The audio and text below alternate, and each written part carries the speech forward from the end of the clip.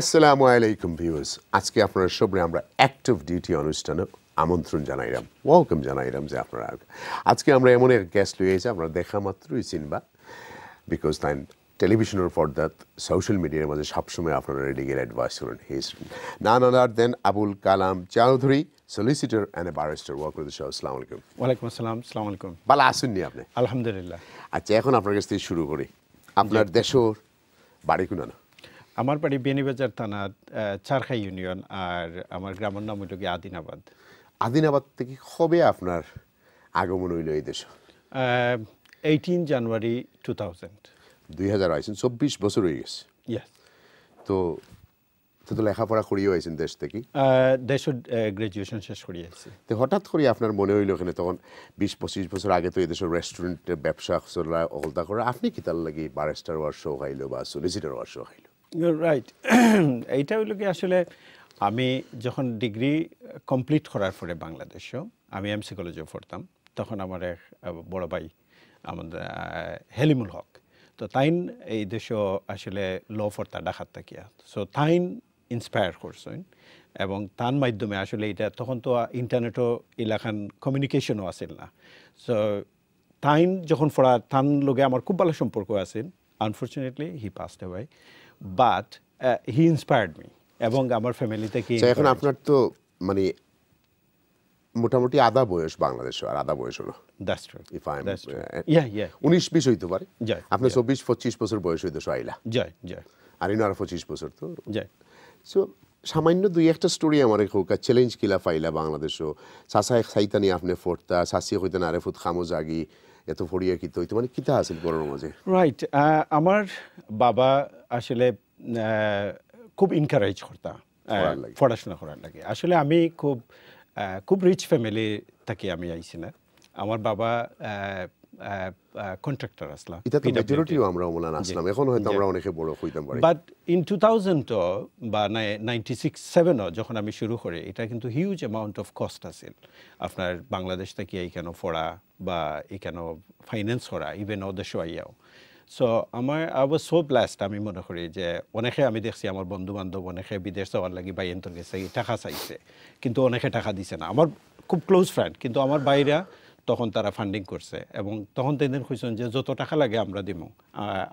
আমার বাবা তখন, আমার মনে আছে, তখন আমি বাবার সাথে যখন একবার কথা কইলাম যে আসলে এটা তো খুবই এক্সপেন্সিভ, যখন ঢাকা থেকে ইনফরমেশনগুলো লইয়া যাইলাম, তো আমার বাবা তখন কইলা যে প্রয়োজনে আমার জমি বিক্রি করবো, কোনো অসুবিধা নাই, তুমি গিয়া পড়ো। তো আপনারা কয়জন ভাই বোন? আমরা 6 ভাই বোন। তো 6 ভাই বোন সাসা আইছেন না দেশ আপনারা? এমনি বেড়া নিতে আইছেন। বাবা আসলে অস্ট্রিয়াত সেটেল আসলে, আমার ভাই বোন সব অস্ট্রিয়াত সেটেল, মেজরিটি সব অ্যাপার্ট ফ্রম মাইসেলফ। তো আপনি সব দেশে আইছে। আপনি দেশে কিলা রইলা? আমি তো আসলে পড়াশোনা করাতে আসলাম দেশও, সো বাইরে একজন করে সবই অস্ট্রিয়াত আইছেন। আমরা ফ্যামিলি কিন্তু অস্ট্রিয়াত প্রথমে সব আইছেন। সো এখন আপনি দেশের মাঝে যে আপনি থাকলা, লেখাপড়া করলা, কোনো চ্যালেঞ্জ ফিল করছেন জয়েন্ট ফ্যামিলির থাকার কারণে? ওয়েল, আসলে আমরা তো জয়েন্ট ফ্যামিলি বলতে আমরা কাজিন মিলাই আমরা প্রায় 35 জন মানুষ আসলাম। আমরাও আসছি জয়েন্ট ফ্যামিলি না আমরা, এবং বাপ চাচা সব একখানে থাকতাম। আমার চাইল্ডহুড একটু ডিফারেন্ট আসলে। যেমন ইংলিশ মিডিয়ামের একটা স্কুল আছিল বিয়ানীবাজার থানা সদরে, যেটা হইল আমার বাড়ি থেকে প্রায় 20 মাইল দূরে। তো আমি ছোটোবেলা খুব ইয়ার 3 থাকতে আর কি, তো আমার ফুফুর বাড়ি আছিল ওখানেও, তো আমারে ওখানো ফাটানি হইলো ওই স্কুলে পড়ার লাগে।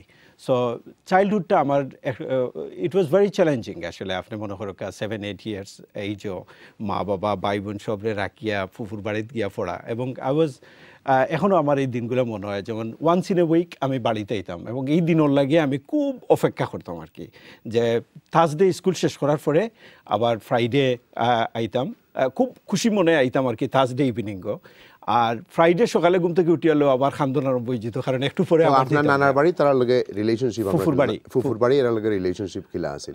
ফুফুর আসলে কোনো সন্তান আছিল না, তো প্রাইমারি রিজন আছিল ফুফু একলা থাকতা। তো বাবার একটা আছিল যে ফুফুর লগে যদি আমি থাকি, ফুফু আমারে আসলে, আমার ফুফু মারা গেছেন, বাট তাই না আমারে ট্রিট করতা তার নিজের বাচ্চার লাখান, এবং তান আমার লাইফও আসলে তার কন্ট্রিবিউশন হিউজ। আপনারা যদি আমি আপনার রিলেশনশিপ জানতাম চাই, যে আপনার আব্বার লগে কি পরিমাণ ক্লোজ আছেন আর শাশির লগে, কারণ আপনি তো তারা কম পাইছেন।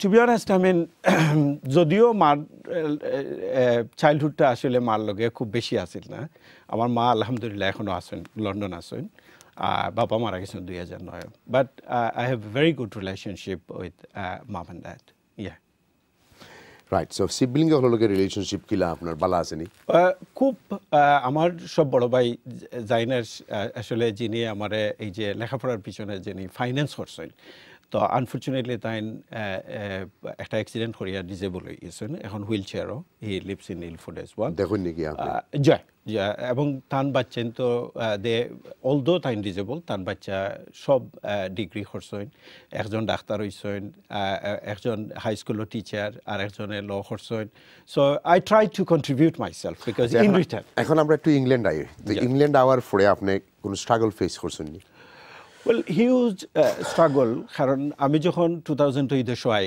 আমার আসলে কোনো সিবলিং দেশে আসলো না so first of all struggling হইল গিয়ে আপনার টাকার লাগে বিকজ আত্মীয় স্বজন আসলা বাট আমি আসলে সেলফ ইন্ডিপেন্ডেন্টলি থাকার চেষ্টা করছি so it was a really struggle বিয়া শাদী কবে করছেন 2004 আমার লাইফের যদি স্ট্রাগলিং করে যদি একটা পার্ট না হয় এটাই হয়ে যাবে যেমন মনে হরকা 2002 সালে যখন আমার ভাই যে ফাইন্যান্স করতা তাই কিন্তু ডিজেবল হয়ে গেলা at the same time my father আমার বাবার স্ট্রোক করিয়া হসপিটাল এট দ্য টাইম আমি কিন্তু বার করার লাগি আমি তখন আমার প্রায় 7,000 পাউন্ড দরকার আছিল তখন আই ওয়াজ অ্যাবাউট টু মানে আমি আর বার করতাম পারতাম না বিকজ ফ্যামিলি একটা সিরিয়াস একটা সিচুয়েশনের মাঝে দেন এট দ্য টাইম আমি একটা বার্কলেজ ব্যাংকে গেলাম তখন একজন ম্যানেজারে তখন আমি অনেক ব্যাংকও অ্যাপ্লাই করছি লোনের লাগে প্রফেশনাল স্টাডিজ লোন অ্যান্ড তারা কয় তুমি তো ওভারসিজ স্টুডেন্ট তোমার আমরা লোন দিব কিলা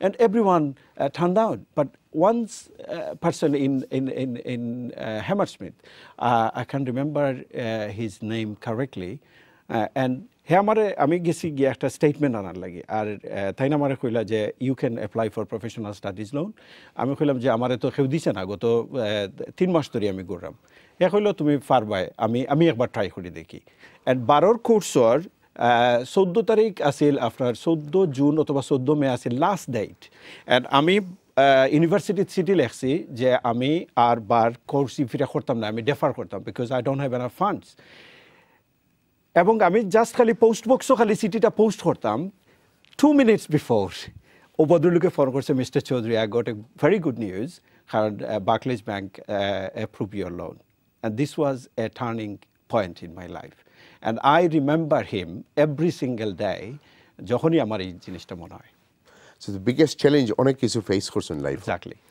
বিয়া করলা গিলা খেয়ে করাইয়া দিলা না পছন্দ করি বিয়া ইট ওয়াজ এন অ্যারেঞ্জ ম্যারেজ খেয়ে করলা ওদের শুনি না দেশ থেকে জি না অবশ্য মানে মনে করো যে আমার ওয়াইফের বইনের বিয়ে হয়েছে আমরা সেম এলাকা সো এই সুবাদে আর কি পরিচয় বাইরা যেন বাইরা ভাই তো তার মাধ্যমেও এখন আপনার ছেলে মেয়ে কয়জন 3 জন ভাবি কাম করেননি she works part time in my office okay so contribute করেন তো আপনারা যদি কই যে স্ট্রাগলের পরে 2004 থেকে ভাবির কোনো কন্ট্রিবিউশন আসেনি আপনার লাইফে of course A tremendous contribution আমার লাইফও আসলে ইদেশও যদি আমি যেটা মনে করি যেমন মনে করি আমরা বাচ্চান্তরে রেইজ করা 3 চিলড্রেন রেইজ করা at the same Times legal profession is very challenging sometimes দেখা যায় আমি 7টার সময় ঘুম থেকে উঠিয়া গেছি রাত 10টার সময় আমি ঘরে রিটার্ন করিয়া স্টিল নাও ডেইজ সো এই জায়গা যদি তাহলে তো আপনি বুদ্ধি করে তানরে খামনিছেন বুঝতে পারবো বিজি আছে এখন তাই না মেইনলি অ্যাকাউন্ট করেন আমার অফিসের এবং এই যে বাচ্চান্তরে লুক আফটার করা ইভেন আমরা এখনও যে বড় ফ্যামিলি আমার ওয়াইফের আমার মারে লুক আফটার করা ভাই বোনেন্তরে মানে সম্পর্ক রাখা এটা কি তা মনে করেন যে আপনার best achievement of life well আমি মনে করি যে বেস্ট অ্যাচিভমেন্ট যদি আমি কই যে I came to this country to study law এবং ল কমপ্লিট করার পরে যখন আমি অ্যাপ্লাই করছিলাম চতুর্দিকে যে একটা ফ্রি ভলান্টারি জবল লাগি আমার মনে আছে আমার কাছে 50 পাউন্ড আছিল এবং মিনিমাম 170টা ফার্মও আমি লিখছি যে আমি ভলান্টারি কাজ করতাম অ্যান্ড একটা সিটির উত্তর পাইছি না but at the same time আমি কিন্তু ডিসঅ্যাপয়েন্ট হয়েছি না আমি আপসেট হয়েছি না এট দ্য সেম টাইম আমি আমার ক্যারিয়ার এবং 2013 ব্রিটিশ বাংলাদেশি সলিসিটার্সের জেনারেল সেক্রেটারি আমি নির্বাচিত আসলাম। So this is a very challenging because I still remember this days. আমি যদি আপনারে জিজ্ঞাই যে আপনার এই 50 বছর জীবনের মাঝে সবচেয়ে দুঃখর দিন কোন দিন আসিল, যে আপনি এদিনকে আপনি মনে করছেন যে আর মনে হয় আমি পারতাম না রে, কোন দিন আসিল? ওয়েল, সবচেয়ে দুঃখের দিন আসিল যে সময় 2009 আসলে আমার বাবা যখন হসপিটাল আসলাম এবং আমার কাছে তখন পয়সা আসিল সিলেট ক্লিনিকও। আমি আপনার পয়সা তাইমু বাদে না, সিলেট ক্লিনিকও যখন আমার বাবার খবর যে সব অর্গানগুলো ফেল করে লিছে এবং আমি তখন ডাক্তারে কইলাম যে আমরা যদি ডাকাত লইয়া যাই গেতে উইব নেই, তখন কইছে যে তার ডাকাত যাইতে হয়তো তাই মারা যাইব। তখন নিজের খুব হেল্পলেস মনে হয়েছে যে এর থেকে এই সময়টা আসলে একটা ছেলে হিসেবে বা সন্তান হিসেবে it is a very difficult time, but নিজেরে মনে হয়েছে খুবই helpless. And my father done a lot, আমার বাবা আমার লাগে অনেক কিছু করছেন, কিন্তু লাস্ট মুমেন্টে I was so helpless because কিছু করা সম্ভব হয়েছে না, because this was the end of his time. আপনারা যদি কই যে আপনার সবচেয়ে একটা খুশির দিন কোন দিন আছে, যে আপনি বইছেন আর আপনার মনে হয়েছে না সার্থক আমার জীবনে এত কষ্ট করছি, লাইফও সব কিছু করছি, কোন দিন হইব? ওয়েল, আমরা লেখান মিডল ক্লাস ফ্যামিলির লাগি আসলে to become a barrister it is a very challenging, tremendous challenging. এবং যেদিন আমি বার কোর্স কমপ্লিট করছি after a long battle, this was the biggest achievement in my life. আরও শুনবো একটু পরে। ভিউজ হল ভেরি ইন্টারেস্টিং এন্টারপ্রেনার, দেখুক জীবনে একবারে তোমার নত হয়েছেন না, and that is what is call success. আপনি কতবার ফোর্সছেন আর কতবার নিজেরে উঠছেন, ওটারে হয় achievements, that this is what I have achieved. Success measure করতে হইলে আসলে ব্যাংক ব্যালেন্স দিয়ে মেজার করা যায় না। সাকসেস মেজার করতে হইলে you have to measure it column by লাইফের মতো লাইফ থেকে আপনি বিবেচনা করতে হবে। Let's go for a break. ব্রেকের পরেই আমরা কন্টিনিউ করবো ইনশাল্লাহ।